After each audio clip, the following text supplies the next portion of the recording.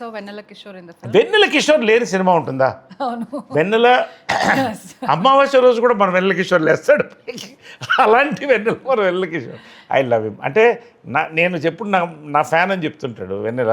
నేను చెప్తుంటాను నేను ఎప్పుడు వెన్నెల ఫ్యాన్. ఎందుకంటే అన్ని సినిమాలు చేస్తూ అన్ని వేరియేషన్స్ ఇస్తూ మళ్ళీ కొత్త అవతారాల్లో కనిపిస్తూ ప్రతి దాంట్లో ఎంటర్టైన్ చేసేటి లాంగ్ రన్ ఉన్న టాలెంటెడ్ యాక్టర్స్ చాలా తక్కువ మంది ఉంటారు.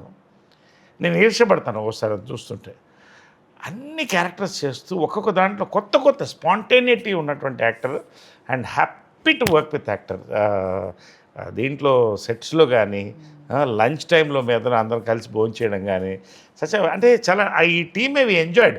కలిసి అందరం భోంచేసేవాళ్ళం. డైరెక్టరు సుహాసు, వెన్నెల కిషోర్, ప్రొడ్యూసరు అందరూ కూడా కలిసి రమణ గారు, నరేందర్ రెడ్డి గారు అందరూ కలిసి భోంచేయడం. ఈ సినిమా యాక్చువల్గా ఎలా అయిపోయిందా అని ఒక ఫీల్ వచ్చింది మాకు. అంత చక్కగా చేశారు. అండ్ వెన్నెల కిషోర్ క్యారెక్టర్ దీంట్లో కొత్త క్యారెక్టర్, బహుశా అతను చేయని క్యారెక్టర్ అనుకుంటా ఇంతవరకు. చాలామంది చేయని క్యారెక్టర్ అయి ఉంటుంది ఇది. You will see. అది కూడా చెప్పను, నువ్వు చూస్తావు. ఇవన్నీ చెప్పలేదు ఈ సినిమాలో, ఇన్ని ఉండే సస్పెన్స్లు. అదేవిధంగా సుదర్శన్ ఎదుగుతున్న కమెడియన్, చిన్న ర్యాబిట్ లాగా క్యూట్గా ఉంటాడు, చాలా బాగా చేశాడు. శివానీ నగరం, she's done a beautiful job దీంట్లో. చాలా మంచి ఆర్టిస్ట్. అమ్మాయిని లిటిల్ హార్ట్స్లో చూశాను, అమ్మాయిని శివానీ నగరంని. అంత ఆర్గానిక్ పర్ఫార్మెన్స్. నువ్వు కూడా చూడాలి సినిమా. బట్ ఈ సినిమా నువ్వు చూడాలి, కలిసి చూడాలి మనం. అది తర్వాత మాట్లాడదాం. శివానీ కూడా ఫస్ట్ టైం